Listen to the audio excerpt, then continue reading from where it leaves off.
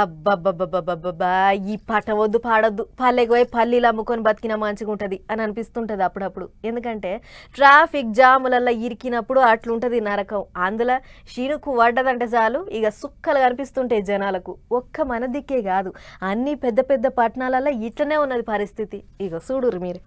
ఆ సవలతులు పెరిగినాయి ఈ సవలతులు పెరిగినాయని గొప్పలు చెప్పుకుంటున్నాం గాని ఎన్ని పెరిగినా ఏం పెరిగినా పబ్లిక్ కు ట్రాఫిక్ జాముల కష్టాలు మాత్రం పోతలేవు. అరే పట్టణాలల్లో నరకం చూపిస్తున్నాయి ట్రాఫిక్ జాములు. నెరి చినుకు పడ్డదంటే పానం గజ్జుమంటాంది. బండి వేసుకొని రోడ్డు ఎక్కాలంటే పబ్లిక్ కు బుగులైతాంది.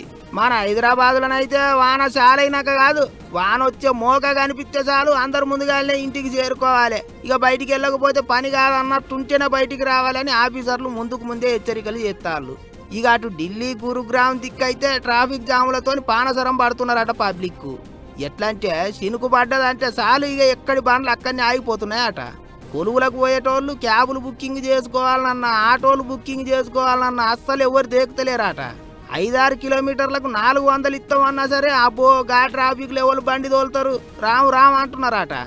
ఇదే ముచ్చటను ఓ అక్క ఇన్స్టాగ్రామ్ రీల్ చేసి పెట్టింది. గా వీడియో ఇప్పుడు సోషల్ మీడియాలో గిర్ర తిరుగుతుంది.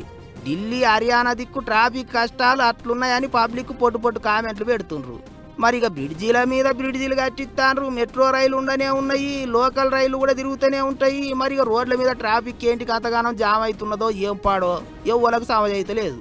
మనిషికో బండి అయింది, చిన్నదానికి పెద్దదానికి బండ్లు వేసుకొని బయలుతుండ్రు జనాలని కొంతమంది మాట్లాడుకుంటుంటే చీటికి మాటికి బండ్లు తీయకుండా పబ్లిక్ బస్సులు ఎక్కి తిరగాలి, ఉంటే మెట్రో ఎక్కి తిరగాలి అని ఇంతమంది కామెంట్లు పెడుతుండ్రు.